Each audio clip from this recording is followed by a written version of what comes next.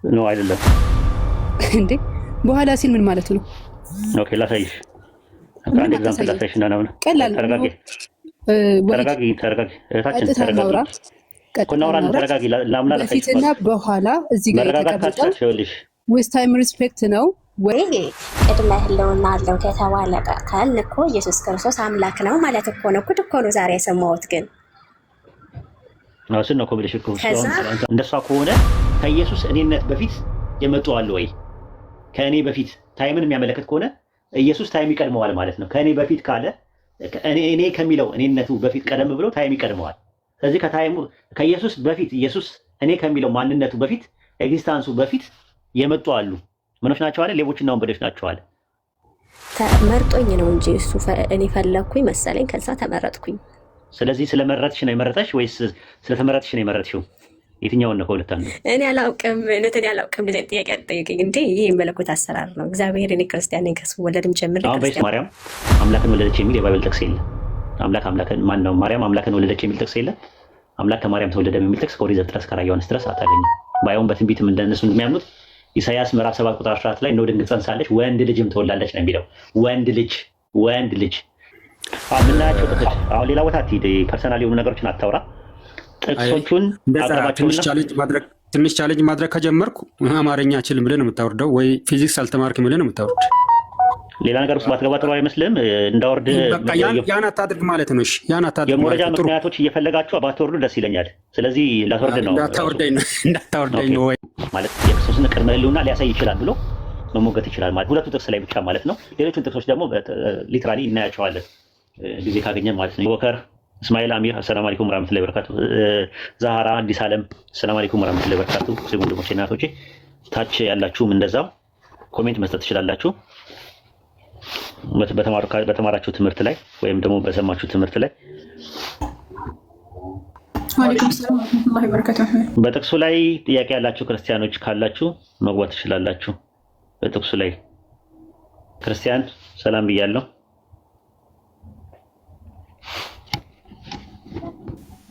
እሺ እዚህ ቦታ ላይ ያለው በፊት የሚለው ቃል ከክብር አንጻር እንጂ ከጊዜ አንጻር አይደለም ብለሃል።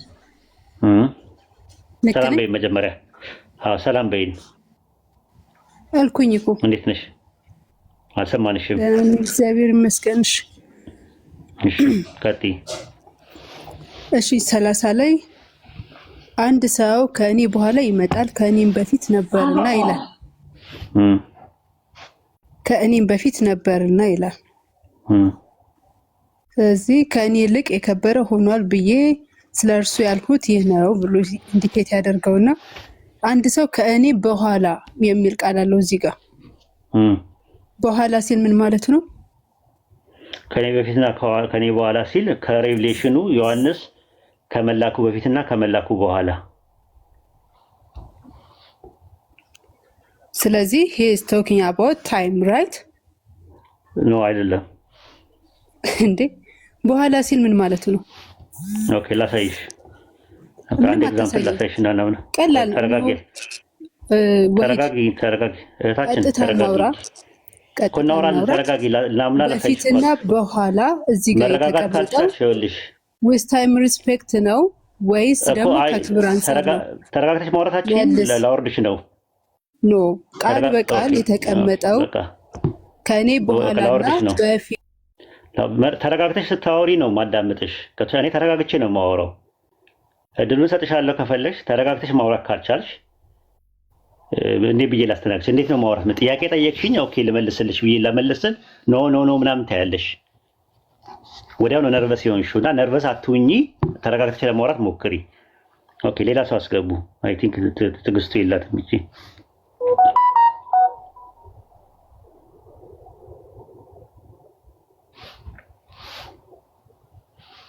እሺ ሌላ ሰው አስገቡ። በቃ አይ እነዚህ ሆነሽማ እንዴት ብለሽ ታወሪያለሽ? ክርስቲያን ጥያቄ ጠይቀሽኝ ልክ ልመልስ ስል ኖ ምናምን ታያለሽ። አውርቼ እስከምጨርስ መጠበቅ አለብሽ። ከዛ በኋላ ነው ካልተመለሰ አልተመለሰም ምናምን ብለሽ እንትን ማለት ምችው ማለት ነውና ካልተረጋጋሽ እንዴ ብለው መከባበር ይቻላል። ወልድ ሰላም ብያለሁ። እንዴት ነህ? ሰላም ነው። እንደምን አለ? እንዴት ነህ? ደህና ነው ወይ? እግዚአብሔር ይመስገን። ደህና ናችሁ? እንደምን ሰላም ነኝ ያለው። እንዴት ነህ? ሰላም ነህ? ሁለት ጥቅሶችን አቅርበናል እና ከሁለቱ ጥቅሶች የመጀመሪያው ጥቅሱ ላይ ሂድበትና ወደ ሁለተኛው መሄድ ትችላለህ ማለት ነው። የመጀመሪያው ጥቅስ ላይ አርጊመንቱ ገብተዋል። የመጀመሪያው ጥቅስ ላይ ምናልባት በኋላ መጀመሪያ ስትገባ እንትን ብዬ ነበረ። በኋላ መሀል ላይ እንትን ብያለሁ። አሁን ቃላቶች ማነው ጥቅሶቹን ሀሳብ አንዴ ብታስታውሰኝ ብዬ ነው። ዮሐንስ ኢየሱስ ከሰማይ ወርጃለሁ ብሏል አይደል? ኢየሱስ አዎ። ምኑ ነው ከሰማይ የወረደው? ራሱ ፐርሰኑ እኮ ምኑ እኮ ያ ፐርሰኑ ዲቫይን ፐርሰን በመለኮት ኦኬ፣ በመለኮት ማስረጃ ስጠኝ። አንድ ጥቅስ ማወቅ ፈልግን። አንድ ጥቅስ ማስረጃ ስጠኝ። መጀመሪያ ማስረጃ የምሰጥህ የወረደው መጀመሪያ በሰማይ መኖር ነው። አይ የወረደው ላይ ነው አሁን ጥያቄያችን። አይ በመጀመሪያ እዛ ከነበረ ነው የሚወርደው አይደለ? እዛ ካልነበረ መውረድ ይችላል። የወረደው ምኑ ነው ብዬ ነው የጠየቅኩህ። ለእሱ መልስ ስጠኝና ከዛ በኋላ ወደዛ ትሄዳለህ ማለት ነው። ጥቅስ ጥቀስና ምናልባት ቀጣይ የምናያቸው ጥቅሶች ላይ ከሆኑ እናልፋቸዋለን። ለምሳሌ ጥቅስ ጥቀስ እሺ ከፈለክ። መጀመሪያ በፍጥረት እንግዲህ ፍጥረት ከመፈጠሩ በፊት እንግዲህ ከዛ የሚቀድም ነገር አለ ነው? አይ አሁን በጥቅሱ ላይ ነው የምናብራራው። ወልዮት ጥቅሱ ላይ ነው። ጥቅሱን አሁን የምናብራራው ጥቅስ ላይ ጥቅሱን ማብራራት ከቻልክ የሚወርደው አሁን ለምሳሌ ዮሐንስ ወንጌል 6:51 ላይ የሚወርደው ምን እንደሆነ ተጠቅሶ ተነግሮናል። አንተ የሚወርደው ይሄ ነገር ነው ብለህ ማስረጃ አምጣና ምናልባት ያመጣው ጥቅስ ወደፊት የምናያቸው ጥቅሶች ውስጥ ከሆኑ ወደፊት በሚነሱ ጥቅሶች ላይ ትሞግታለህ። ምክንያቱም የተነሱት 2 ጥቅሶች ናቸው። እንደ ተጨማሪ ጥቅስ ካመጣም ወደ 10 ጥቅሶች እናያለን ብለናል። ስለዚህ ጥቅሱን ጥቀሰውና ችግር የለውም ሀሳብን አንሸራሸርና ከዛ በኋላ እንትን ይልሃል ማለት ነው። 1-2 ደቂቃ ውሰድና አውራ። ኦኬ ወይ አማርኛ አችልም ብለህ እንዳታወርደኝ እንጂ ጥቅሶቹን እንኳን አቀርባለሁ። ምናያቸው ጥቅሶች አሁን ሌላ ቦታ አትሂድ። ፐርሰናል የሆኑ ነገሮችን አታውራ። ጥቅሶቹን አቅርባቸውና ትንሽ ቻሌንጅ ማድረግ ከጀመርኩ አማርኛ አችልም ብለህ ነው የምታወርደው፣ ወይ ፊዚክስ አልተማርክም ብለህ ነው የምታወርድ።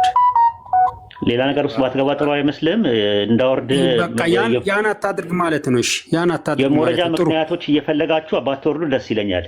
ስለዚህ ላስወርድ ነው። እንዳታወርደኝ ነው ወይ ወረድ። በቃ እሺ። ያለ ገተታ ማውረድ ካልቻላችሁ እንደዛ ነው። ጊዜ የለም። ምኑም ሳይያዝ ምንም ሳልል ፐርሰናሊ አትጠቀም አልኩ። ገብቷል? እድሉን ሰጠ። 1-2 ደቂቃ ሁላ ሰጠው እንድታወራ፣ ነፃ እንድታወራ። ወደ ፖይንቱ ልትገባ ይሻለ ነበር። አይ ቲንክ ዝም ብላችሁ ወሬ ለማውራት አይደለም እኛ ጋር የምትመጡት ማለት ነው። ኦኬ ሌላ ሰው ካለ ይግባና ኢንሻአላህ። ሌላ ሰው ካለ አስገቡ።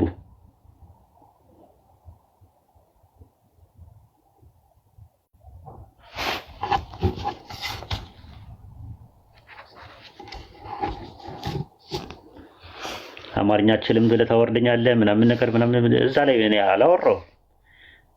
ያስገባን በስነ ስርዓት መጀመሪያውንም እንኳን ለማስገባት እንችላለን። እንደዛማ ከሆነ አማርኛ አችልም ብዬ ማውረድ የምችል ከሆነ ለምን አስገባሃለሁ? መጀመሪያው ነው ከመነሻው። ልክ እኮ አይደለም ያ። ምክንያቱም እኛ ደግሞ ለመማማር ነው። በጥቅሶቹ ላይ ካለ ነው። ከሌለ ደግሞ ሌላ ጥቅስ ላይ ከሆነ ሀሳብን አንሸራሽርና ለቀጣይ ጊዜ ያሉ ጥቅሶችን እንመለከታቸዋለን እያልን ነው።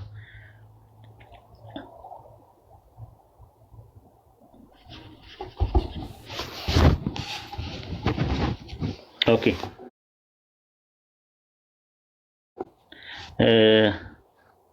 ክርስቲያኖች ካላችሁ አንዳንድ ላሳዩንና ኡስታዝ ጀማልም ስለመጣ ያስገባቸዋል በጥቅሱ ላይ ብቻ ማለት ነው። ኦኬ ሌጀንድ እሺ፣ ሰላም ነው።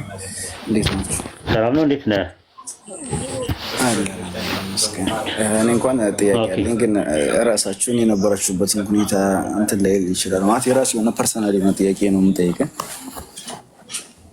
ነው። እንትኑ ላይ በተማርኩት ትምህርት ላይ ጥያቄ የለ በኖ አልነበርኩም፣ ግን ሌላ ጥያቄ ነበረኝና ሌላ ኡስታዝ ጋር ሂጄ ሌላ ጥያቄ ሌላ ያስተባበለ መልስ ነው የነበረኝ።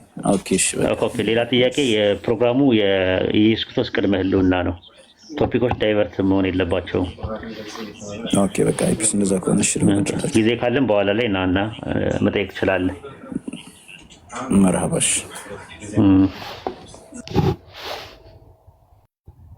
ወደ ፖይንቱ ብቻ ገቡ። እሺ ፐርሰናል የሆኑ ነገሮችን እንትን አንልም አናስተናግድም። ምክንያቱም እንትን ላይ አንደኛ አዳማጭም ሰው ስላለ፣ ሁለተኛ ነገር ደግሞ ቱ ዘ ፖይንት ጊዜያችንን ለመጠቀም በተቻለ አቅም ሀሳቡ ላይ ብቻ አተኩሩ። ኦኬ ስፔስ ላይት ሰላም ብያለሁ። ሰላም ይሰማል? ድምፅን ትንሽ ከፍ አድርገው። ይሰማል? ሰላም እንዴት ነህ? ደህና ነኝ። ሰላም ነን አለን። ጥቅሶቹን አዳምጣቸዋል? አላዳመጥኳቸውም፣ ግን መጠየቅ ትችላለህ። ኦኬ ዮሐንስ ወንጌል ምዕራፍ 6 ቁጥር 51 ላይ ኢየሱስ ከሰማይ ወርጃለሁ ሲል ምኑ ነው የወረደው ከሰማይ? ከሰማይ ነው። ምኑ ነው የወረደው ከሰማይ? ምን ውስጥ ቃሉ አስቀድሞ የነበረው ቃል ምን ስጋው ነው የወረደው ወይስ መንፈሱ ነው የወረደው ወይስ መለኮትነቱ ነው የወረደው? መለኮትነቱ። ኦኬ ማስረጃ ስጠኝ እስቲ። መለኮት ነው ብሎ ምን ሻንተ ሰው እኮ አይ ማስረጃ ስጠኝ እኮ ይላል። ከሰማይ የወረድኩ እንጀራ እኔ ነኝ፣ ከሰማይ የወረድኩ እንጀራ እኔ ነኝ፣ እንጀራውም ስጋዬ ነው ይላል። እንጀራ ማለት ያው ትርጉም ነው። እንጀራ ማለት አይደለም ማለት እንጀራ ትርጉም አለው አይደል? እንጀራ ማለት ምን ማለት ነው? እንጀራ ህይወት ማለት ነው እኮ። እንጀራ ማለት ምን ማለት ነው? እንጀራ ማለት ሊትራሊ እንጀራ ማለት ነው ወይስ ትርጉም አለው? እንጀራው ትርጉም አለው። ትርጉሙ ምንድን ነው? እዛው ላይ እንጀራ ሲል ነው። እንጀራው ምንድን ነው አለ ሲተረጉሙ ራሱ ህይወት ነኝ ማለት ነው። ህይወት ነኝ ማለት ነው። እንጀራው ምንድን ነው ብሎ ተረጎመው እዛው ላይ እኔ እንጃ ትርጉሙን እንጂ። ዮሐንስ ወንጌል ምዕራፍ 5 ቁጥር 51 ላይ ከሰማይ የወረድኩ እንጀራ እኔ ነኝ፣ እንጀራውም ስጋዬ ነው አለ። ምን ነው አለ? እንጀራው ስጋዬ። ስለዚህ እንጀራ የተባለው ማን ነው? የተሰቀለው ማለት ነው። ስለዚህ የኛ ናስ እንጀራ የተባለው ምንድን ነው? በጥቅሱ መሰረት አብሽር፣ በጥቅሱ መሰረት እንጀራ የተባለው ምንድን ነው? በጥቅሱ መሰረት ነው ያልኩ። ልድገምልህ አንዴ። ዮሐንስ ወንጌል ምዕራፍ 6 ቁጥር 51 ላይ ከሰማይ የወረድኩ እንጀራ እኔ ነኝ፣ እንጀራውም ለዓለም የምሰጠው ስጋዬ ነው አለ። እንጀራው ስጋዬ ነው ብሎ ነው ያስቀመጠው። እንጀራ የተባለው ትርጉሙ ምንድን ነው?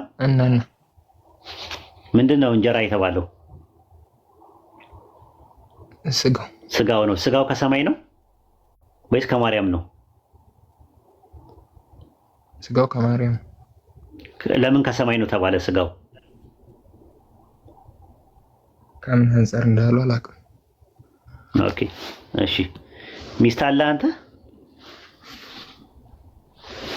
የለኝም። ሚስት አለ? ስፔስ የለህም። ኦኬ ወደፊት አገባለህ አይደል? ሚስት ኢንሻአላህ። ልጆችም ትወልዳለህ አይደለ? መጽሐፍ ምሳሌ ምዕራፍ 18 ቁጥር 22 ላይ ሚስትን ያገኘ በረከትን ያገኛል። ሚስት ምንድን ናት? በረከት ናት። መዝሙረ ዳዊት ምዕራፍ 127 ቁጥር 3 ላይ ልጆች የአምላክ ስጦታ ናቸው አለ። ልጆች የማን ስጦታ ናቸው? የአምላክ።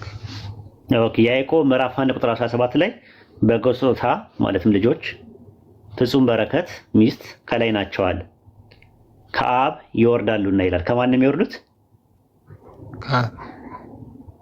ከማን ነው የሚወርዱት? ከማን ነው የሚወርዱት? ከብርሃናት አባት ምን ይላሉ አለ? ይወርዳሉ አለ። ከማን ነው የሚወርዱት? ሚስትና ልጅ። ስለዚህ ነበሩ እዛ ሰማይ ላይ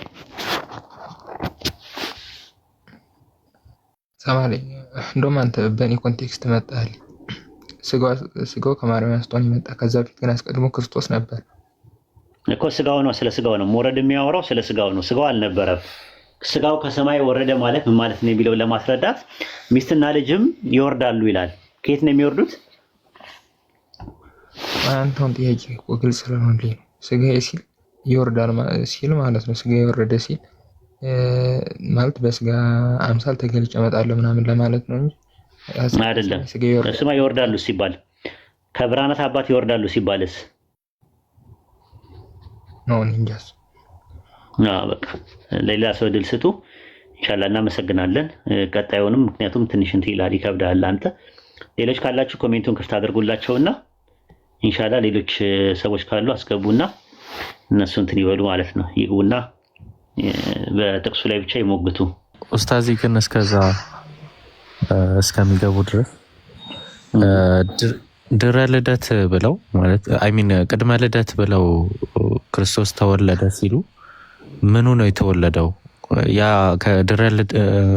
ቅድመ ልደት የነበረው አካሉ ወይም ደግሞ ያው የሆነ ፐርሰን አለ አይደል? ቅድመ ልደት ላይ ያለ ያ ቅድመ ልደት ቅድመ ልደት ላይ የነበረው ፐርሰን አብሮ ነው የተወለደው ከማርያም ማህፀን? እንዴት ነው እሱን ነገር እነሱ የሚረዱት? እንደዛ ነው፣ ይለያያል። በሶስቱም ሶስተኛ ልደት ብለው የሚያምኑ አሉ። ቅድመ ዓለም ከአብ የተወለደ ድህረ ዓለም ደግሞ ከማርያም የተወለደ ስጋው ነው። ግን ስጋውም አብ ወልዶታል ብለው የሚያምኑ አሉ። ሶስተኛ ልደት ካራ ይባላሉ። ኦርቶዶክስ ካራ የሚባል ማለት ነው። ኢትዮጵያ ውስጥ ተወለደ ብለው ሲያስቡ ማለት ነው። እና ያው እንትኑ መለኮትነቱ ለመለኮት ሁለተኛ ልደት የለውም የሚል ጥቅስ አለ ሃይማኖት አበው ላይ። ግን ሲወለድ ያ ፐርሰን የተወለደውን ገንዘብ ስላደረገ ይህም ደግሞ መገናዘብ በመካከላቸው ስላለ መገናዘብ የሚባል ማለት ነው፣ ኤክስቼንጅ የሚባል መገናዘብ ስላለ የቃል ገንዘብ የነበረው ለስጋ የስጋ ገንዘብ ለነበረው ለቃል መገናዘብ ነገር ስላለ መኳኳን የሚባል ነገር ስላለ ከዛ አንፃር የአንደኛው ማርያምም የአምላክ እናት የምትባለው ምክንያት እንደገና ደግሞ ያም የድንግል ማርያም ማህፀን ውስጥ የነበረው ፍጡርም የአብ ልጅ የሚባለው ነገር በተዋህዶ ነው ወይም በመኳኳን ደረጃ ነው ብለው ስለሚያምኑ ከዛ አንፃር ማርያም የአምላክ እናት ናት ይላሉ። በስጋ አምላክን ሊተራሊ ሳይሆን በስጋ ወልደዋለች እና የሚል ትምህርት አላቸው እነሱ። ከዛ አንፃር ነው እነሱ የሚጠቀሙት። ግን ማርያም አምላክን ወለደች የሚል የባይብል ጥቅስ የለም። ማርያም አምላክን ወለደች የሚል ጥቅስ የለም። አምላክ ከማርያም ተወለደ የሚል ጥቅስ ከኦሪት ዘፍጥረት እስከ ራዕየ ዮሐንስ ድረስ አታገኝም። ባይሆን በትንቢትም እንደነሱ እንደሚያምኑት ኢሳይያስ ምዕራፍ 7 ቁጥር 14 ላይ እነሆ ድንግል ጸንሳለች ወንድ ልጅም ትወልዳለች ነው የሚለው። ወንድ ልጅ የሉቃስ ወንጌል ምዕራፍ 1 ቁጥር 31 ላይ እነሆ ትጸንሻለሽ። ጽንስ ኬሚካል ሪአክሽን እና መካኒካል ፈንክሽን ያደረገ ፕሮሰስ አድርጎ የመጣ ከዛ በኋላ ወንድ ልጅ ትወልጃለሽ። ወንድ የስጋ አንቀጽና የስጋ መደብ ነው። በነገራችን ላይ ወልድ ማለት ምን ማለት ነው? አሚር ወልድ ማለት ምን ማለት ነው? ትርጉሙ ልጅ አይደል? ይፋም ነው። ልጅ ማለት አይደለም። ወልድ ማለት የሚነግረኝ ሰው አለ እንዴ? ኡስታዝ ወልድ ማለት ልጅ እያለን ነው የምናውቀው አይደለም። ወልድ ማለት ምን ማለት ነው? የሚነግረኝ ሰው አለ? ያ ጀማ እየተወለደ ማለት ነው ኡስታዝ? አይደለም። ወልድ ማለት ምን ማለት ነው? እሺ ወለት ማለት ምን ማለት ነው? ወለት ማለት ምን ማለት ነው? ወለት ማለት ምን ማለት ነው? ወለት በግዕዝ ወለት ባሪያ ማለት ነው። አገልጋይ ነው አይደለም። ወለት ማለት ሴት ልጅ ማለት ነው።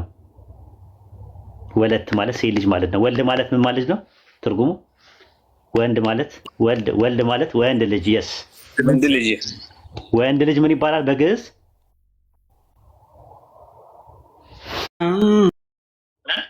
በግዕዝ ወልድ ይባላል። እንዳትረሱ። ወልድ ማለት ወንድ ልጅ ማለት ነው። ወለት ማለትስ? ወለት ጻፉልኝ። ወለት ማለት ነው። ወለተ ሐና ወለተ ማርያም ሲባል ሴት ልጅ ማለት ነው። ሴት ልጅ ናት። ወለት ሴት ማለት ነው። ወልድ ግን ማለት ወንድ ልጅ ማለት ነው። ለምሳሌ በግዕዝ ላይ ብትመለከቱት የግዕዙን ባይብል ላይ አንዴ ላውጣላችሁ። የሉቃስ ወንጌል ምዕራፍ 1 ቁጥር 31 ላይ ምንድን ነው የሚለው?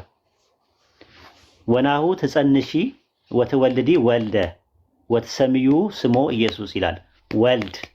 ወንድ ልጅ ለሚለው ቃል በግዕዝ ምንድን ነው የሚለው?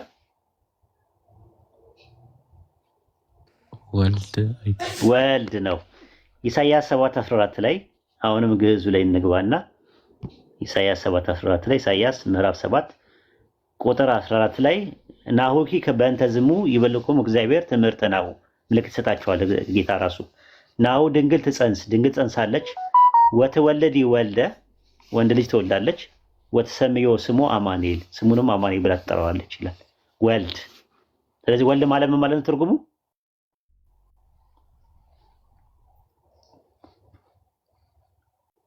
ወልድ ምን ማለት ነው? ወንድ ልጅ ማለት ነው። ስለዚህ ማርያም የወለደችው ምንድን ነው? ወልድን ነው ወይስ አምላክን ነው ሲባል ወንድ ልጅ ነው የወለደችው። ይህ ይመስላል ባጭሩ። ማለት ወለት ማለትና ወልድ ማለት ልዩነታቸው እሱ ነው። ወልድ ማለት ወንድ ልጅ ማለት ነው። ወለት ማለት ደግሞ ሴት ልጅ ማለት ነው። ሲያውዳችሁ ግን ወልድ ማለት ልጅ ማለት ነው ይሏቸዋል። ልጅ ጥቅል ነው፣ ለሁለትም ይሆናል ራሱ ማለት ልጅ የሚለው አማርኛ ላይ አሻሚ ነው። ሴት ልጅም ወንድ ልጅም ልጅ ነው የሚባለው። እንደውም ሴት ልጅ ልጅት ነው የምትባለው። እንደውም አይታችሁ ከሆነ ወለተ ሐና፣ ወለተ ማርያም፣ ወለተ ሚካኤል፣ ወለተ ገብርኤል፣ ወለተ እግዚአብሔር፣ ወለተ አቡነ አረጋዊ ሲባል ለሴት ሲሆን ነው። ለወንድ ሲሆን ደግሞ ምን ይባላል? ወልደ አማኑኤል፣ ወልደ ማርያም፣ ወልደ ሚካኤል፣ ወልደ እግዚአብሔር ሲባል ወልድ ማለት ወንድ ልጅ ማለት። ባሪያ ሲሆን ደግሞ አመት ነው። አመተ ማርያም፣ አመተ ገብርኤል፣ አመተ እግዚአብሔር ይሆናል ለሴት ሲሆን፣ ሴት ባሪያ ማለት ነው። ወንድ ሲሆን ደግሞ ገብረ ማርያም፣ ገብረ ሚካኤል፣ ገብረ መስቀል፣ ገብረ ኢየሱስ፣ ገብረ እግዚአብሔር ይባላል። ይሄ ይመስላል። አሚሮ ኢላሂ እንዴ ኡስታዚ፣ ታዲያ ወልድ ማለትም የአብ ልጅ ቅድመ ዓለምም ጾታ ነበረው ማለት ያስችላል? እንደዛ ማለት እንችላለን እንዴ? የለም እኮ ነው ብዬ ምደ ከማርያም ነው የሚጀምረው፣ ከማርያም ነው የሚጀምረው ማለት ነው። እሱንም ማየት እንችላለን ከፈለጉ ሲመጡ ማለት ነው። ኢንሻአላህ ገና መጀመራችን ነው። እሱንም ማለት ነበረም ካሉ ምን ሆኖ ነበር የሚኖረው የነበረው? ልጅ ነው። ልጅነቱ የሚጀምረው ከማርያም ከሆነ ወልድነቱ የሚጀምረው ከማርያም ከሆነ ከማርያም በፊት ካልነበረ ወልድ የሚባል ነገር የለም ማለት ነው። እሱ ነው ሙግታችን። ኢንሻአላህ ሰፋ አድርገን እንመጣበታለን። አሁን ጀመር ነው ገና ብለን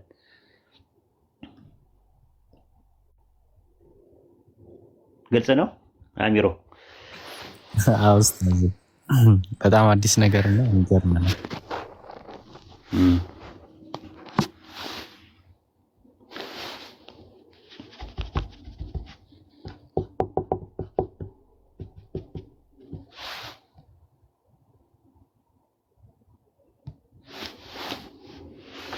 ወንድ ልጅ የሚያመልክ አለ ከመካከላችሁ ክርስቲያኖች?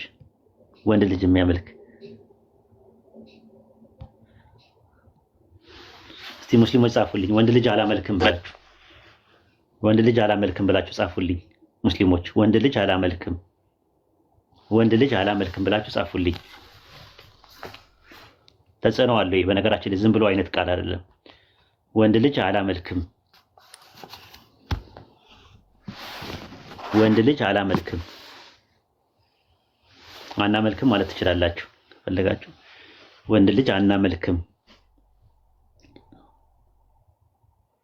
ወንደርፉል ማለት ክርስቲያኖች እንግዲህ ወንድ ልጅ ነው የሚያመልኩት ማለት ነው። ካመለኩ ማለት ነው። ጽንስ የተጸነሰን ጽንስ ነው ለዛው።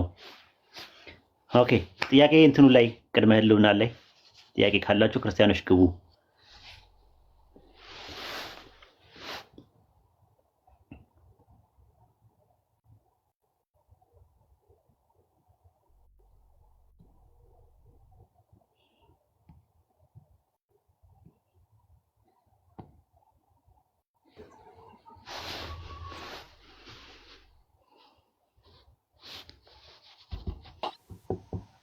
ሰላም አለይኩም ወረህመቱላሂ ወበረካቱ። ኡስታዛችን ወአለይኩም ሰላም ወራህመቱላሂ ወበረካቱ። ኡስታዝ አረቡ ማሻአላህ ጀዛኩሙላህ ኸይራን። ለማዳመጥ ነው። ቀጥሎ ጀዛኩሙላህ ኸይር። በእኔ ስር ያሉ ያው ተከትሎ እንዲገቡ ነው።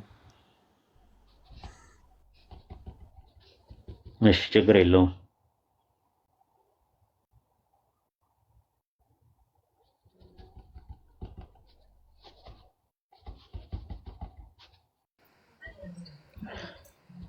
ኡስታዚ ጠያቂ ከሌለ እኔ አንድ ልጠይቅና እታች ሆናለሁ ለወገኖች ቦታ። በቃ አይ እንደዚህ እናደርጋለን። አይ ቲንክ እንትኑ ላይ አረስቱ ላይ እንዘጋና ለጥያቄ መጠየቅ የሚችሉት ነገር ካለ ይጠይቃሉ ማለት ነው። ቅድመ ህልውና ላይ የጀመርነው ትምህርት ስላለ ቅድመ ህልውና ላይ መጠየቅ የምትችሉት በተማራችሁት መሰረት ብቻና ብቻ ነው። ከዛ ውጭ ያሉ ጥቅሶችን ኢንሻአላህ ተራ በተራ ስለምናያቸው ጥርስና ምላሱን እየነቀስና እያደማን እያንዳንዱን አንድ በአንድ ነው የምናየው ማለት ነው። አሁን ዛሬ ዮሐንስ ወንጌል ምዕራፍ 6 ቁጥር 51 ላይ ያለውን ከሰማይ የወርጃለሁ ሲል ምን ማለት ነው የሚለውን እና የዮሐንስ ወንጌል ምዕራፍ 1 ቁጥር 30 ላይ እና 31 ላይ አንድ ሰው ከኔ በፊት ነበረ ከኔ በኋላ ይመጣል ይላል እና በፊት እና በኋላ የሚለው ነገር ከዮሐንስ ዲስፔንሴሽኑን ካመጣበት በፊትና በኋላ ነው። ለምሳሌ እሱን አንድ ልጅቷ ልመልስላት ስል አውቃ ያፈነችኝ ፈርታ ስለሆነ ነው ሐሳቡን እንዳይል ማለት ነው።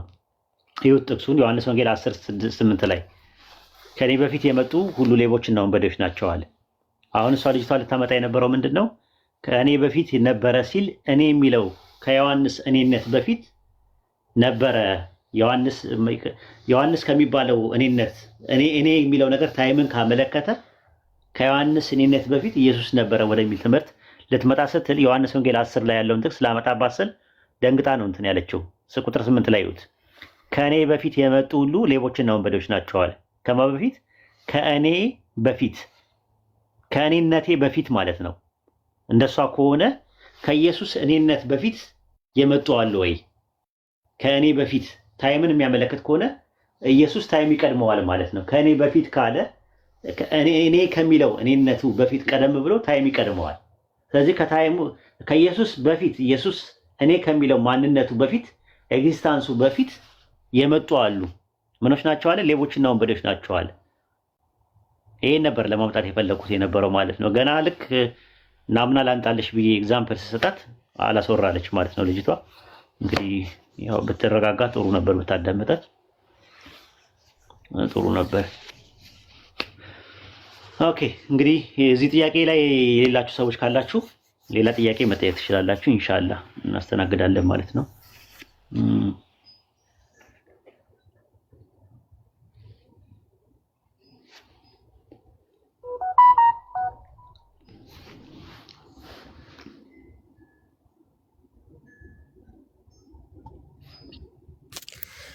ኡስታዝ ሰማል ነው። ሰላም አለይኩም።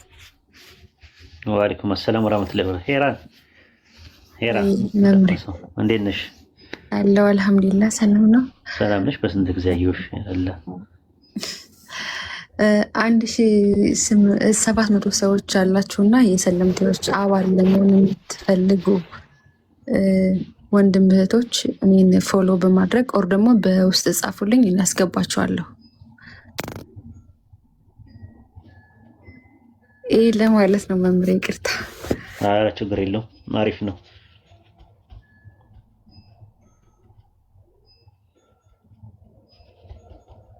ኮምፓራቲቭ ሪሊጅን ትምህርት የሃይማኖት ንጽጽር ትምህርት አብዛኛውን እየከፈለ የምናስተምረው የነበረው ያው አብዛኛውን ለሰለምቴዎች የቤት ኪራይ የቀለብና የትራንስፖርት እንዲሆናቸው ነው። አሁን ግን ሰዎች እየገቡ ወራዊ መዋጮ እያዋጡ ስለሆነ ለዛ ለዓላማው ብለው አይ ቲንክ ከዚህ በኋላ የኮምፓራቲቭ ሪሊጅን ኮርስ አይኖረንም ማለት ነው። እኔም ታይም የለኝም። ከዚህ በኋላ የምሰራው ዩኒቨርሲቲዎች ላይ ነው። ኢንሻአላህ ጊዜ ከሰጠኝ አላ የዩኒቨርሲቲ ተማሪዎች ላይ ነው እንትን ብለው አይ ቲንክ ዩኒቨርሲቲዎቹን ሊስቶች አግኝቻለሁ ዛሬ አነጣጥሬ ከዚህ በኋላ የምሰራው ዩኒቨርሲቲዎች ላይ ነው ማለት ነው። አይ ቲንክ መሬት ላይ ያለው ስራ ይበቃናል ራሱ ማለት ነው። እና ከዛ አንፃር ነው የተለያየ ዩኒቨርሲቲዎች ነው የምንጀምረው። እስቲ የዩኒቨርሲቲዎቹ አዲስ አበባ ዩኒቨርሲቲ ጀማ ኮንታክት አድርጌያለሁ። አዲስ አበባ ዩኒቨርሲቲ ማለት ነው አንደኛ የመጀመሪያው። ሁለተኛ ወልቂጤ ዩኒቨርሲቲ ጀማዎችን እንትን ብያለሁ። ሶስተኛ ወራቤ ዩኒቨርሲቲ፣ አራተኛ ጎንደር ዩኒቨርሲቲ፣ ጋምቤላ ዩኒቨርሲቲ፣ ዲላ ዩኒቨርሲቲ፣ አርባ ምንጭ ዩኒቨርሲቲ፣ ደብረ ብርሃን ዩኒቨርሲቲ፣ እሺ ደሴ ካምፓስ፣ ወሎ ዩኒቨርሲቲ፣ ወልዲያ ዩኒቨርሲቲ፣ እሺ ወላይታ ሶዶ ዩኒቨርሲቲ፣ እሺ ሌላ ድሬዳዋ ዩኒቨርሲቲ፣ ጅማ ዩኒቨርሲቲ፣ ድሬዳዋ በቃ እንዳለ የሀገሪቷን ዩኒቨርሲቲ እንትኖች ጀማዎች ኮንታክት አድርጌያለሁ። ከዚህ በኋላ እነሱ ላይ ነው ማተኩረው ማለት ነው። በየክልሉ የነበሩት ጨርሰናል። በተቻለን አቅም ማለት በየክልሉ እያስገባን ሆሳናም አስገብተናል ከዚህ በፊት 30 ልጆች አስመርቀን እንትን ብለናል። አሁን የመሬት ስራ ጨርሰናል። አሁን ዩኒቨርሲቲ ነው የተማረው ኃይል ላይ ለማተኮር ነው ያሰብነው። ኢንሻአላህ እንደው አድርጉልን ማለት ነው። ኢንሻአላህ የዩኒቨርሲቲ ተማሪዎችን ኮንታክት ሲፈልጉ ማንኛውም የዩኒቨርሲቲ ተማሪ ሙስሊሞች ካላችሁ ኮንታክት ማድረግ ትችላላችሁ ማለት ነው። ፓራራሊ አካዳሚክን እና ሪሊጅን የሆኑ እንትኖችን ፓራራሊ ለማስኬድ ማለት ነው። መሰረት ጥለን ለማለፍ ማለት ነው። ከዛ እርስ በርሳቸው እየተማማሩ ይሄዳሉ ማለት ነው። ከዛ እኔም ጡረታ አወጣለሁ ማለት ነው። ከኮምፓራቲቭ ሪሊጅን ለነፒኬ ተዋዋለሁ አስረክባለሁ ማለት ነው።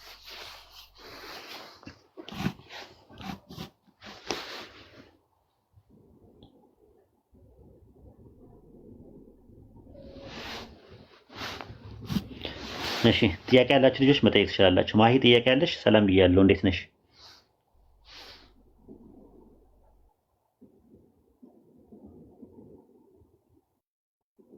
እንዴት ነህ? ደህና ሆይ? እንዴት ናችሁ ሁላችሁም? እንዴት ነሽ? ደህና ነሽ? ጠፋሽ እኮ የዋሽታውን ሽብን ምንድን ነው? ምን ተገኝቶ ነው? ኧረ አለሁኝ። ምን እጠፋለሁ ብለህ ነው? አለሁኝ ከስር ቁጭ ብዬ እየሰማሁኝ ነው የምውለው። ኦኬ ማሻአላ።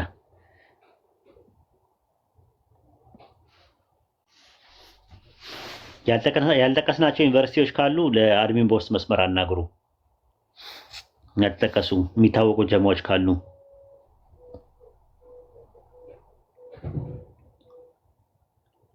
የዩኒቨርሲቲዎች ያልጠቀስናቸው ዩኒቨርሲቲዎች ኖረው ግን ጀማ ያለበት ካለ ኮንታክት አድርጉን።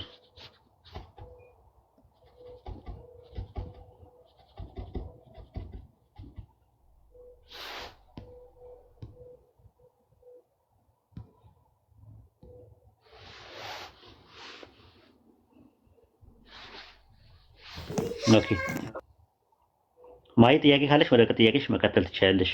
ካለሽ ጥያቄ ከሌለሽ ምንም ችግር የለውም። ጥያቄ ማይኖረኛል። ለዛሬ ግን አማርኛ አልችልም ብዬ ነበር። ለምን እንግባባለን? ቋንቋ አልችልም እላለሁ ብዬ ነበር የመጣሁት።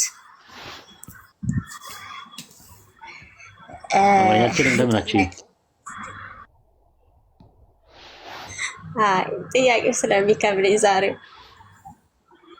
ኦኬ ትችያለሽ ሲሞክሪ። ግን ኡስታዝ የሚገርም ነው። አሁን ለምሳሌ ቅድመ ህልውና አለው ከተባለ ካልን እኮ ኢየሱስ ክርስቶስ አምላክ ነው ማለት እኮ ነው። ጉድ እኮ ነው ዛሬ የሰማሁት። ግን እሱን ነው እኮ ብለሽ እኮ አንተ አርጊመንታችን እሱ ነው። እንጀራ ያ ኦኬ አንዴ ላውራና ከዛ እንትን ትንሽ የሚደብስ ቦታ ነው ያለሁት እኔ። የህይወት እንጀራ ነው ተመልከት፣ ከሰማይ ወርዶ መጥቷል። ቅድመ ህልውና ደግሞ ከአብ ተወልዷል አይደለ? ኧረ ወይኔ እንዴት ነው ብቻ አላውቅም። ከአብ መቼ ነው የተወለደው ማሂ?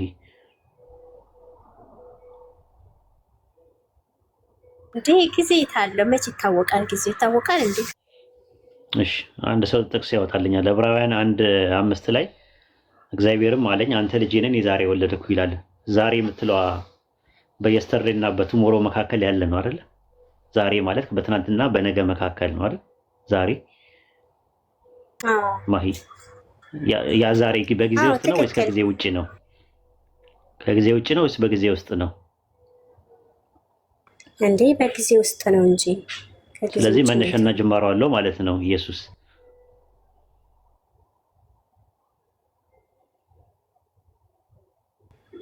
ስለ ስጋው ነው እያወራኸኝ ያለኸው ወይስ ስለ ህልውናው ነው? ወለድኩ ከአብ ስለመወለድ ነው። ወለድኩ እኮ እሺ፣ ወለድኩ ካለ እዛ ጋር እና ቅድመ ህልውናው ነው የተወለደው እንጂ አሁን በስጋ ነው የተወለደ። በስጋ የተወለደው ከማርያም አይደለም። ቅድመ ህልውና የተወለደው ስጋው ነው፣ አጥንቱ ነው፣ ቁርበቱ ነው፣ ቆዳው ነው፣ መለኮትነቱ ነው፣ መላክነቱ ነው፣ ጥንዚዛነቱ ነው የሚለውን ነገር አስቀምጦ ችግር የለውም። አንተ ልጄ ነህ እኔ ዛሬ ምን አልኩ ይላል። ወለድኩ ይላል ዕብራውያን። ዛሬ የምትለዋ በጊዜ ውስጥ ነው ወይስ ከጊዜ ውጪ ነው? በጊዜ ውስጥ ነው። ያ ጊዜ መቼ ነው? አትሰርተን ፖይንት ታይሙ መቼ ነው? ያ ታይም ዛሬ የተባለው እኔ ምን አውቄ? ያው ብቻ ዛሬ ተባለ በጊዜ ውስጥ እንዳለ ነው። ስለዚህ በጊዜ ውስጥ ከሆነ መነሻና ጊዜ ይቀድመዋል ወይስ አይቀድመውም? እሱን ኦኬ ይቀድመዋል። ለምን? ስለዚህ ዛሬ ካለ ያለፈ ጊዜ ነበረ። አዎ። ስለዚህ በጊዜ ውስጥ ከሆነ የተወለደው ጊዜ የሚያካብበውና የሚጠቀልለው ከሆነ መነሻና ጅማሮ አለው ወይስ የለውም? ኢየሱስ አለው ማለት እኮ ነው። ስለዚህ መነሻና ጅማሮ ያለው ነገር ፍጡር ነው ማለት ነው። ነን ኤግዚስታንስ ነው፣ ያልነበረበት ነበር። አዎ ፍጡር ነው። ኦኬ እሺ። ዮሐንስ ወንጌል 5:26 ያወጣል። የተገናኘው እንዴት ይገናኛል ከፍጡር ጋር? አሁን ስለ ህልውና እያወራች ስለመፈጠሩ ምንድን ነው አደባለቀው? ህልውና ከየት ነው የተወለደው? ከአብ ነው የተወለደው አይደለ? አዎ እሱ ጋር ነው እኮ። ዛሬ ወለድኩ ማለት ነው ትርጉሙ። አምላክ መንፈስ ነው፣ መለኮት ነው አይደል እንዴ? ወለድኩ ሲል ምን ማለት ነው ትርጉሙ? ረን ያላቅም ትርጉሙ ተወለደ ነው። መዝሙረ ዳዊት ሲፈጠር ነው። ጥሩ መዝሙረ ዳዊት ምዕራፍ 90 ቁጥር 2 ላይ ያወጣላት። ምዕራፍ 90 ቁጥር 2 ላይ አምላክ ጾታ የለውም ወንድም ሴትም አይደለም። ዮሐንስ ወንጌል 4:24 ላይ መንፈስ ነው። መንፈስ ማለት ረቂቅና ምጡቅ ማለት ነው። ረቂቅና ምጡቅ የሆነው መለኮት ወለደ ማለት ምን ማለት ነው? ትርጉም ከሌለው ሊባዛ ነው ራሱ። አንድ ነው ብለሻል። ዘዳግም 6:4 ላይ ያለው አንዱ አምላክ ወለደ ማለት ኦንቶሎጂካሊ ካልሆነ ምን ማለት ነው? ወለደ ማለት ትርጉሙ መዝሙረ ዳዊት ምዕራፍ 90 ቁጥር 2 ላይ ያወጣላት። ምዕራፍ 90 ቁጥር 2 ላይ በቅንፍ 91 መሰለኝ ያለ ይታይሻል። የእግዚአብሔር ሰው የሙሴ ጸሎት ነው። አቤቱ አንተ ለትውልድ መጠጊያ ሆነሃል። ተራሮች ሳይወለዱ ምድር ዓለም ሳይሰሩ ከዘላለም እስከ ዘላለም አንተ ነህ ይለዋል። ተራሮች ምን ሳይሉ ይላል? ሳይወለዱ ምን ማለት ነው? ሳይወለዱ ማለት ያው ሳይሰሩ ወይም ሳይፈጠሩ ማለት ነው መሰለኝ እንዴ። ስለዚህ አምላክ ጾታ ከሌለው ወለድኩ ሲል ምን ማለት ነው ትርጉሙ?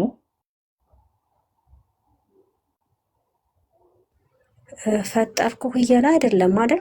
እንደዛ እንዳትለኝ። ሌላ ትርጉም ካለው ንገሪኝ። ሌላ ትርጉም ካለው ንገሪኝ። እንደዛ እንዳትለኝ እንዴ። ሌላ ትርጉም ካለው ንገሪኝ። ከዚህ ውጪ ሌላ ትርጉም ካለ ንገሩ። አምላክ ጾታ የለውም ወንድም ሴትም አይደለም፣ መለኮት ነው። መለኮት አይከፋፈልም፣ አይባዛም፣ አይራባም።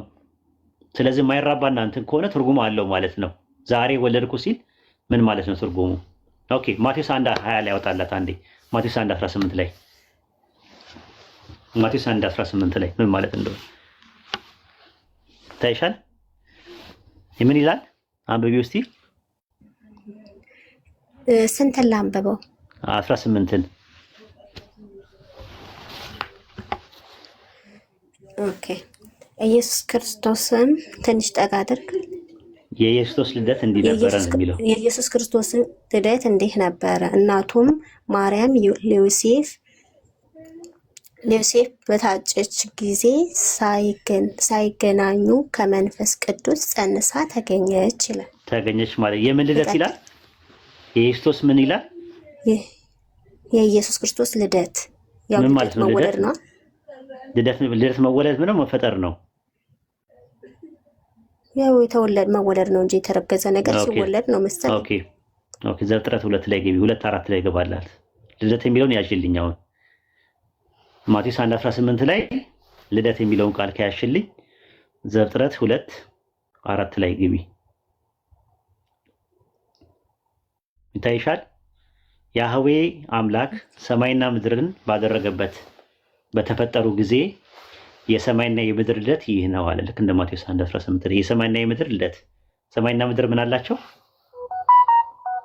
ምን አላቸው? ምን ማለት ነው? ልደት አላቸው ሲባል የተወለዱበት ቀን ነው። የተወለዱበት ቀን ሰማይና ምድር ልደት ማለት ልደት ካላቸው የተፈጠሩበት ቀን ማለት ነው። ስለዚህ ኢየሱስ ምን አለው? ልደት አለው። ሰማይና ምድር ልደት አላቸው ሲባል ትርጉሙ መነሻና ጅማሮ አላቸው ማለት ነው ትርጉሙ። በተመሳሳይም ማቴዎስ 1:18 ላይ ኢየሱስ ልደት አለው። ልደቱ ደግሞ በመንፈስ ቅዱስ አማካኝነት ከድንግል ማርያም ማህፀን ውስጥ መጸነሱ ነው። ጅማሮ የሚጀምረው ከዛ ነው። ጌኔሲስ የሚባለው ጌኔሲስ ማለት ጅማሮ ማለት ነው። መጀመሪያ ከአብርሃም በፊት ነበርኩኝ ያለ ዮሐንስ ከኔ በፊት የነበረው ከኔ ይልቅ ተናገረ። ቅድም አብራራን። እሱን ከፈለግሽ ማብራራት ድጋሚ ይቻላል። አንድ ሰው ከኔ በኋላ ይመጣል አለ።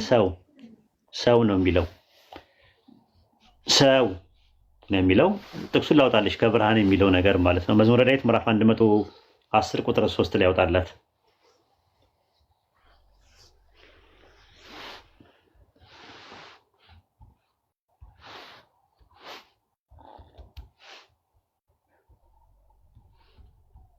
መዝሙረ ዳዊት ምዕራፍ 103 እሺ ታይሻል። እዚህ ላይ መዝሙረ ዳዊት ምዕራፍ 109 ቁጥር 110 ላይ ከአጥቢያ ኮከብ አስቀድሞ ከወድ ወለድኩ ይላል።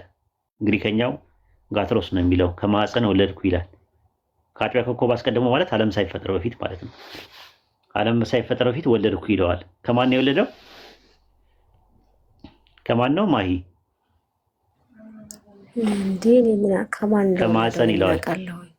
ከማዕፀን ይለዋል። ማዕፀን የሚለው ወይም ደግሞ ሆድ የሚለውን የግሪከኛው ቃል ማዕፀን ነው። እንግሊዝኛው ወምፕ ነው የሚለው የሚያስቀምጠው። ከማዕፀን ወለድኩ አለ።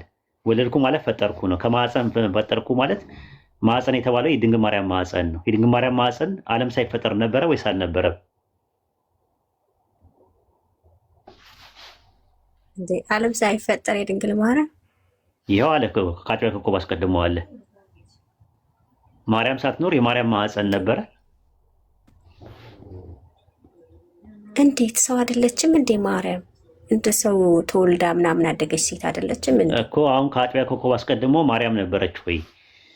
ማርያም ሳትኖር ከማርያም ማዕፀን እንዴት ወለደው? ከወደ ወለድኩ ነው የሚለው ከማዕፀን ነው። የማርያም ማዕፀን ሳይኖር ማለት ነው። ለዛ ነው አውግስቲኒዮስ መዝሙረ ዳዊት ምዕራፍ 110 ቁጥር 3ን ኦሬሽን 10 ላይ ሲያብራራ ምንድነው ያለው? እንደዚህ ብሎ ይናገራል። ጌታ በሌሊት የተወለደው ከድንግል ማርያም ማዕፀን ነውና መንጋቸውን ሲጠብቁ የነበሩ የእረኞች ምስክርነት ይህን ያረጋግጣል። ሉቃስ 2:7 እና 8ም ዳዊትም አቤቱ በጌታዬ ቀኝ የተቀመጥከው ጌታዬ ልጄ ሆይ ከወዴት ነህ? ከአጥቢያ ኮከብ አስቀድሞ ከማዕፀን ወለድኩህ አለ ይላል። አይሽ ሉቃስ 2:11 ላይ ዛሬ በዳዊት ከተማ መድኃኒት ተወልዶላችኋል ሲባል ያኔ ሲወለድ ከማርያም ነው የተወለደው። ራሱ ከማዕፀን ፈጠርኩ ነው የሚለው። መወለድ ማለት አምላክ ጾታ የለውም ብለናል። ስለዚህ የሚያመለክተው አውግስቲን ይሄን የተጠቀሰው ድንግል ማርያም ማዕፀን ውስጥ ለሚፈጠርበት አፈጣጠር ነው ብሎ ነው የሚያስቀምጠው ማለት ነው። እንደምትመለከቱ ቅድም መዝሙረ ዳዊት ምዕራፍ 90 ቁጥር 2 ላይ ተራሮች ሳይወለዱ ሲል ሳይሰሩ ማለት ነው ብለናል። ግን ተራሮች የተሰሩ ነገሮች ናቸው። አሞጽ 4:13 ላይ ተራሮችን ይሰራ ይላል። ተራሮች የተሰሩ ነገሮች ናቸው። ይሄንን ነው የሚያሳየው ማለት ነው። ከዛ አንጻር ነው የምናየው ማለት ነው። ሌላ ኢየሱስ ተፈጠርኩኝ ተሰራውኝ ምናምን ነገር ይላል። ኢየሱስ አይተሽ ከሆነ ተፈጠርኩኝ ተሰራውኝ እያለ ስለዚህ ከማዕፀን የሰራኝ ካለ ከማዕፀንም ሰርቶታል። ግን ያ ምንድነው? በመለኮታዊ ዕቅድ ውስጥ ነበረ። ከአጥቢያ ኮከብ አስቀድሞ ዓለም ሳይፈጠር ዘመን ሳይቆጠር በፊት ወደፊት የሚያደርገውን ነገር አስቀድሞ መናገሩን ነው የሚያሳየው። ልክ ኤፌሶን 1:4 ላይ ዓለም ሳይፈጠር በፊት አለ በፊት ነውር የሌለብን እንሆን ዘንድ በክርስቶስ ምን አለን ይላል? መረጠን ነበርን። ያኔ የመረጠን ማለት ነው ወይስ በመለኮታዊ ዕቅድ ውስጥ ነው የነበረው? እኮ በመለኮታዊ ዕቅድ ውስጥ ነው። አንቺ ነበርሽ ወይ ነው? አንቺ ሳትኖሪ አንቺ መምረጥ ከቻለ ወደፊት ነው የሚመርጠሽ እኮ አይደል? ስታምኚ ነው የምትመረጪው። ክርስትናን ያገኘሽው መርጠሽ ነው ወይስ ተመርጠሽ ነው ያገኘሽው? ክርስትናን ያገኘሽው መርጠሽ ነው ወይስ ተመርጠሽ ነው? በእናንተ ትምህርት መርጬ ነው መሰለኝ። መርጬ ነው። እንደዛ ነው የሚሆነው። መርጠሽ ነው የሚሆነው። ስትመርጪው ነው የመረጠሽ ፈጣሪ ወይስ ስለመረጠሽ ነው የመረጥሽው? መርጦኝ ነው እንጂ እሱ እኔ ፈለኩኝ መሰለኝ፣ ከዛ ተመረጥኩኝ። ስለዚህ ስለመረጥሽ ነው የመረጠሽ ወይስ ስለተመረጥሽ ነው የመረጥሽው? የትኛውን ነው ከሁለት አንዱ? እኔ አላውቅም። እኔ አላውቅም። እንደዚህ ጥያቄ አትጠይቅኝ እንዴ! ይሄ መለኮት አሰራር ነው። እግዚአብሔር እኔ ክርስቲያን ነኝ ከስወለድም ጀምሬ። አሁን በኢስላም አስተምሮት አላህ ይመርጣል ብለን እናምናለን። ግን አላህ የአላህ መምረጥ ኮንዲሽን አለው ብለን ነው የምናምነው። ሁኔታዊ ነው ምርጫው። ኮንዲሽናል ኢሌክሽን ነው ያለው። አንኮንዲሽናል የሚባል ነገር ኢሌክሽን የለም። እንደዛ ከሆነ ሰዎች ፍትሃዊ አይደለም የሚሆነው። አንቺ ያለ ምርጫሽ ከሆነ የሚመርጠው አንቺን መርጦ እኔን ካልመረጠኝ ፍትሃዊ ነው ያደላል ወደሚባለው ትምህርት ነው የሚመጣው። ፍትህ አይደለም። ስለዚህ አንቺ ለመምረጥ መጀመሪያ መምረጥ ስትመርጪ ምርጫሽን አሳምረሽ መምረጥ መቻል አለብሽ። አንቺ ከመረጥሽ በኋላ ነው የመረጠሽ ወይስ ከመምረጥሽ በፊት ነው የመረጠሽ? አምላክ እኮ ሁሉን አዋቂ ነው። እሱ ነው የሚመርጠኝ። እንደዛ ነው የሚሆነው። ቀድሞውኑማ አንቺ ያለ ፍላጎትሽ ከመረጠሽ ያንቺ ምርጫ የለበትም፣ ያንቺ ጣልቃ ገብነት የለበትም፣ ያንቺ እጅ የለበትም። የኔ ጣልቃ ገብነት የሚሆነው ወይም ፍላጎት ነው። የኔ ፍላጎቱ በኋላ ነው የመረጠሽ ወይስ ከፍላጎቱ በፊት ነው የመረጠሽ? አስቀድሞ መርጦኛል። አስቀድሞ ኤፌሶን ላይ እንደመረጠኝ ነግሮኛል እኮ። አስቀድሞ የመጣው እኮ ወል ነው አይደለ? ግል አይደለም፣ ጥቅል ነው፣ ተናጥል አይደለም አይደል? እንዴ ወል ነው። ስለ ወል ነው የሚያወራው ኤፌሶን 1:4 ላይ። እዛ ወል ውስጥ ያለ ውስጥ ጆይን ማድረግ የሚችሉት በምርጫቸው ነው፣ ፍሪዊላቸው ነው አይደል? ወል አይደለም፣ ግል ነው። ግልማ ከሆነ በጣም ያዳላል ማለት ነው። አንቺ ዓለም ሳይፈጠርና ዘመን ሳይቆጠር በፊት የት እንደምትገቢ አስቀድሞ ከመረጠሽ፣ ለገነት ብሎ ከመረጠሽ፣ እከሌ የሚባል ግለሰብ ደግሞ ኢንዲቪጁዋሊ ለገሃነም ብሎ ከመረጠ እንትን አይደለም ማለት ፍትሃዊነት አይደለም። ይሄ ከሰው ፍሪዊል ጋር ይጋጫል። ነገርን ወል ነው። በእኛ የአርሜኒያን ፕሪዲስቲኔሽን እና የኢስላሚክ ፕሪዲስቲኔሽን ላይ ትምህርት ላይ እንደዛ ነው። አምላካችን አላህ ዓለም ሳይፈጠር ዘመን ሳይቆጠር ጀነትና ጀሃነምን እንደሚፈጥር ከዛ ጀነትን በምርጫቸው ያመኑ ሰዎች እንዲገቡ የካዱ ሰዎች እንዲቀጡ ወስኗል። አስቀድሞ ወስኗል የጀነትና የጀሃነም የሚለውን ሲወስን ግን የወሰነው የጀነት ሰዎችና የጀሃነም ሰዎች የሚለውን ውሳኔ የወሰነው ወል ነው የወሰነው፣ ጥቅል አይደለም። ጥቅል ነው የወሰነው። በተናጥል ግን ለሰዎች ነፃ ፈቃዱን ሰጥቷቸዋል። ምርጫውን መጠቀም አለመጠቀም የሰዎቹ ፋንታ ነው። ያ ነው ትምህርታችን የኛ ማለት ነው። እና ለማንኛውም ድንግል ማርያም ማህፀን ውስጥ ያኔ አይደለም እንትን የተፈጠረው። ድንግል ማርያም የመጣችው በኋላ ላይ ነው። ሐናና ኢያቄም ከሚባሉ ሰዎች ነው የመጣችው። አልነበረችም፣ ማህፀኗም አልነበረም። አዳምጠኝ። አሁን ያ ማህፀን ምንድን ነው ነው የምለው እኔ ያልገባኝ ነገር። ማህፀን ከመጀመሪያ ጀምሮ ከተፈጠረ የአጥቢያ ኮከብ ምንድን ነው? የአጥቢያ በኋላ ላይ ነው የሚፈጥረው። በኋላ ላይ የሚፈጥረውን በመለኮታዊ ዕቅድ ውስጥ ይነግረናል። እና እዛ ጋም ተፈጥሮ ከዛ ደግሞ ድንግል ማርያም ማህፀን ውስጥ ይፈጠራል። ሲፈጠር ሁለት ያልተፈጠረም አንዴ ነው የተፈጠረው አይደለም። አንዴ ነው የተፈጠረው። ያ የሚፈጠረውን ፍጥረት በመለኮታዊ ዕቅድ ውስጥ አስቀድሞ መፍጠሩን የሚናገር ነው። አስቀድሞ ምንድን ነው ወደፊት ስለሚፈጠር አስቀድሞ መናገሩ ነው ራሱ ማለት ነው። አስቀድሞ የመናገርን ነው እንጂ ሌላ ነገር አይደለም ማለት ነው። ትንቢት ነው። መዝሙረኛ ተናገር ያለው ትንቢት ነው። መጽሐፈ መቃቢያን 3ኛ መቃቢያን ላይ ምዕራፍ 4 ቁጥር 18 ላይ ውስጥ መውጣት ትችላለህ አሚር? ኡስታዝ ስንት አልከኝ? ይቅርታ 3ኛ መቃቢያን ምዕራፍ 4 ቁጥር 18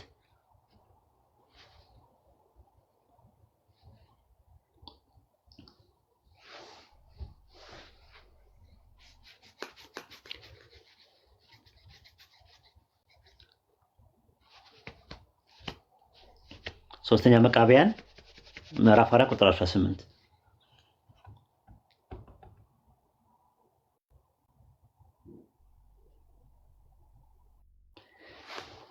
3ኛ መቃቢያን ምዕራፍ 4 ቁጥር 18 ላምበው ኡስታዝ፣ ይኸኛው ያስቸግራል። አይ ቲንክ ዛሬ የሚታየው ሁሉ ሳይታይ ዛሬ የሚጠራው ሁሉ ነገር ሳይጠራ ፈጠረኝ ብሎ እንደተናገረው አንተና እንዳንተ ያሉ መላእክትም ባሪያው አዳምም በእግዚአብሔር ሕሊና ውስጥ ነበራችሁ ይላል። የት ነበራችሁ? በእግዚአብሔር ሕልውና ውስጥ ነው የሚለው። ሕሊና ውስጥ ነበራችሁ ይላል። ማን? ራሱ ኢየሱስ፣ መላእክት፣ ባሪያው አዳምም በእግዚአብሔር ውስጥ ነበሩ። ዛሬ የሚታየው ነገር ሳይፈጠር በፊት ፈጠረኝ ይላል። ምንም ነገር ሳይኖር ፈጠረኝ የሚለው በአምላክ ሕሊና ውስጥ ነው የተፈጠሩት እንጂ ቃል በቃል የተፈጠረ ነገር የለም። ከፍጥረት በፊት ፍጡር የሚባል ነገር የለም። ግን አስቀድሞ ወደፊት የሚያደርጋቸውን ነገሮች አስቀድሞ የመናገር ባህሪ አለ። የሌለውን እንዳለ አድርጎ የመናገር ባህሪ አለ።